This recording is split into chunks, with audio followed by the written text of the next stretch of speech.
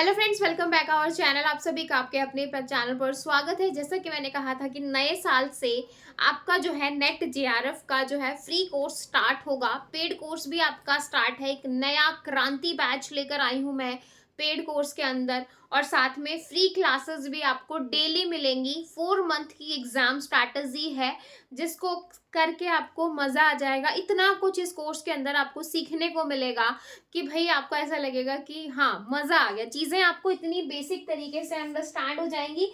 कोई रटने की चीज जरूरत है ही नहीं। हम चीजों को समझ के एनालिसिस करके क्वेश्चन करके तब करेंगे क्वेश्चन को कैसे एलिमिनेट करना है, किस तरीके से करना है, ताकि हम नेट जेआरएफ को बहुत ही अच्छे तरीके से कर सकें एक अच्छी रैंक के साथ। ठीक है, तो 4 मंथ एग्जाम स्ट्रैटेजी की बात करने वाली हूँ और ये कोर्स आपका बिल्कुल फ्री रहने वाला है यूट्यूब के ऊपर। ठीक है, नेट जेआरएफ अब की बार जेआरएफ हमारा है इस नए साल में। आज हमें आप एक ये तो कर ही डालो कि भाई अब की बार मैं जेआरएफ लेके रहूंगा या रहूंगी, ताकि जो है आप एक पीएचडी कर सको, या फिर आपको जो आपका जो सपना है कि भाई आपको एक स्कॉलरशिप मिलनी चाहिए, है ना, तो वो भी आपको यहाँ पे मिल सके। ठीक है, एसआरएफ जेआरएफ जो मिलता है वो आपको मिले। ठीक है, एक अवार्ड जो होता है, तो हम उसी के ऊपर बात करेंगे।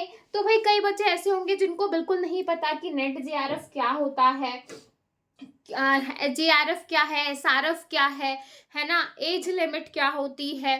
तो देखो, जो जेआरएफ और जो आपका जो 2 साल जो होता है आपका, जब आपका जेआरएफ क्लियर हो जाता है और उसके बाद जब पीजीटी में एनरोल कर लेते हो, ठीक है, तो उस टाइम पे आपको 2 साल के लिए जेआरएफ मिलता है, जूनियर फेलोशिप। उसके बाद वो उसके बाद वो आपको एसआरएफ मिलने लगता है, यानी कि सीनियर, यानी कि आपका जो अमाउंट है वो भी वहां पे इंक्रीज हो जाता है। ठीक है, एक तरीके से आप पीएचडी भी कर रहे हो और साथ के साथ आपको जो है आपको एक फेलोशिप के रूप में आपको इनकम भी हो रही है। ठीक है, तो इस तरीके से अब जो है ये मिलता कैसे है, क्या मैं इसके लिए एलिजिबल हूँ या नहीं हूँ। तो इसके लिए बेसिक जो है आपका एक मास्टर क्वालिफिकेशन होनी चाहिए। आज की क्लास में मैं बिल्कुल जीरो से आप लोगों को समझाने वाली हूँ कि नेट जेआरएफ क्या है, सिलेबस क्या है, कंप्यूटर साइंस का पूरा सिलेबस बिल्कुल जीरो से देखेंगे। किस तरीके से हमें इस 40 दिन की स्ट्रैटेजी फॉलो करनी है, सारी चीज़ों को डिटेल से डिस्कस करेंगे। कल से आपकी क्लासेस शुरू हो जाएंगी और जिसमें जो है बहुत ही बेहतरीन तरीके से लास्ट ईयर के क्वेश्चंस और सब कुछ हम जो है यहाँ पे करने वाले हैं। ठीक है, तो आपकी मास्टर होनी चाहिए, और मास्टर अगर आप कर रहे हो तो भी आप साथ के साथ नेट का एग्जाम दे सकते हो। अगर हो चुकी है तो भी अच्छी बात है। ठीक है, उसके बाद एज लिमिट, भाई एज लिमिट की अगर मैं बात करूं तो नेट के लिए कोई एज लिमिट नहीं है, नो। नेट एग्जाम के लिए कोई भी एज लिमिट नहीं है। लेकिन अगर आप जेआरएफ क्लियर करते हो, अगर आपको है कि मुझे फेलोशिप मिलनी चाहिए, उसके लिए 30 ईयर्स है मेल की। ठीक है, और फीमेल की मैं बात करूं तो 35 फीमेल है। ठीक है, अब जो ये 30 मेल है ये जनरल कैटेगरी का है। अगर यहीं पर SC ST या OBC लग जाए तो वो उसको रिलैक्सेशन मिल जाएगा मेल के लिए। ठीक है, लेकिन जनरल के लिए, मेल कैटेगरी के लिए 30 साल ही है। उससे ज्यादा तो फिर आपको नेट ही मिलेगा, आपको जेआरएफ नहीं मिलेगा। और जो ये आपके एग्जाम्स होते हैं वैलिडिटी होती है, लेकिन जो नेट एग्जाम है उसकी वैलिडिटी लाइफ टाइम है। लेकिन जो जेआरएफ है इसकी वैलिडिटी 3 ईयर्स की होती है। 3 ईयर्स में आपको कहीं ना कहीं पीएचडी में एनरोल करना पड़ता है। ठीक है, तो फीमेल हो गया 35। तो ये आपका जो है इस तरीके से, अगर आपका जो भी एज है और अगर आप पहली बार दे रहे हो तो भी अच्छी बात है। आपके अंदर एक कॉन्फिडेंस होना चाहिए कि भाई मैं कर सकता हूँ, कर सकती हूँ। ठीक है, और जो है कई सोचते हैं कि भाई ये बहुत असिस्टेंट प्रोफेसर लेवल का है, बहुत ही ऐसा आता है। अगर आप एक बार चीज़ों को पढ़ने लग जाते हो ना तो चीज़ें आपको आसान लगने लग जाती हैं। तो यानी कि आपको इन चीज़ों से प्यार करना है। ये चीज़ें ना आपको ऐसी होनी चाहिए, ऐसे नहीं कि आपको पढ़ाई एक बोरियत तरीके से लगे, एक बर्डन लगे कि भाई मुझे कुछ अचीव करना है। अगर आप उसको जो है एक फ्रेंड या कुछ ऐसे करके जो है उससे फ्रेंडशिप करके पढ़ोगे ना तो आपको इंटरेस्ट आएगा, चीज़ों को पढ़ने में मज़ा आएगा। ठीक है, तो ये तो काफ़ी जो है आपके जो है इंटरेस्ट के ऊपर बात है। ठीक है, लेकिन वो आपको करना पड़ेगा। ये है आपका एक, ये इस तरीके से। ठीक है, तो ये क्लियर है। अब जो है अब नेट जेआरएफ क्या होता है, कितने मुझे मार्क्स लेने हैं। देखो अभी तक कोई नेगेटिव मार्किंग नहीं है, और 40% जो है आपका मिनिमम क्राइटेरिया है कि भाई 40% आपको जो है पास होने के लिए लेना पड़ेगा। ठीक है, लेकिन भाई इसमें भी जो है आपकी क्या जाती है, कट ऑफ जाती है कि भाई नेट के लिए इतनी कट ऑफ है, जेआरएफ के लिए इतनी कट ऑफ है। तो जेआरएफ ऑल ओवर इंडिया में जो आपके 2% होते हैं, है ना, ऑल ओवर इंडिया में जो जीआरएफ होता है, जो टॉप पे जो 2% होता है उसको जीआरएफ मिलता है। और यहीं पर अगर मैं नेट की बात करूं तो जो टॉप में 6% में आते हैं उनको नेट मिलता है, यानी कि पहले जो टॉप रहते हैं उनको जीआरएफ मिलेगा, उसके बाद जो है नेट मिलता है। नेट क्लियर हो गया, लाइफ टाइम वैलिड है, आप असिस्टेंट प्रोफेसर के लिए अप्लाई कर सकते हो, ठीक है। लेकिन है कि भाई आपको जीआरएफ लेना है या अगर मुझे नेट एग्जाम क्लियर करना है या जीआरएफ एग्जाम क्लियर करना है तो मिनिमम कितने नंबर मुझे लेने पड़ेंगे, एक ये क्वेश्चन बहुत सारे बच्चों का आता है। तो इसके लिए अगर मैं बात करूं आपकी मिनिमम मार्क्स की, तो देखो पास क्वालिफाई तो आपको 40% में हो जाएगा, यानी कि आपका जो टोटल है वो 300 नंबर का आता है, मतलब 300 नंबर का पेपर आता है। पेपर 1 जो है आपका 50 क्वेश्चन होते हैं और 100 मार्क्स का होता है, क्योंकि हर एक क्वेश्चन 2 नंबर का होता है। पेपर 2 आपका सब्जेक्ट होता है और इसमें 100 क्वेश्चन आते हैं जो कि 200 नंबर के होते हैं, जो मिला के आपका 300 नंबर बनाते हैं। मिनिमम पासिंग 40-40, ठीक है। और यहीं पर अगर SC ST के लिए मिल जाए तो थोड़ा सा रिलैक्सेशन आ जाएगा 35%, तो इस तरीके से हो जाएगा। लेकिन इसमें ना नेट क्लियर होने वाला ना जीआरएफ क्लियर होने वाला।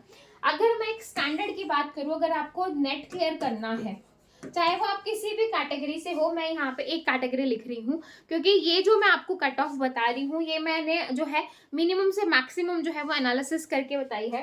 तो भाई नेट के लिए यहाँ पे मैं जनरल कैटेगरी की बता रही हूँ, तो 56 से लेके 166 तक आपका जो है वो नेट क्लियर हो जाता है, ठीक है। ये है जनरल कैटेगरी। कभी कभी ये कट ऑफ 160 भी, 162 भी, 164 भी, 156 पे भी हो जाता है। वो डिपेंड करता है कि पेपर कैसा आया था, है ना, आसान था, तो इस वजह से जो है जो कट ऑफ है वो वेरी करती रहती है, ठीक है। तो मतलब आपको एक टारगेट रखना है कि भाई मिनिमम मुझे इतना तो लेना है।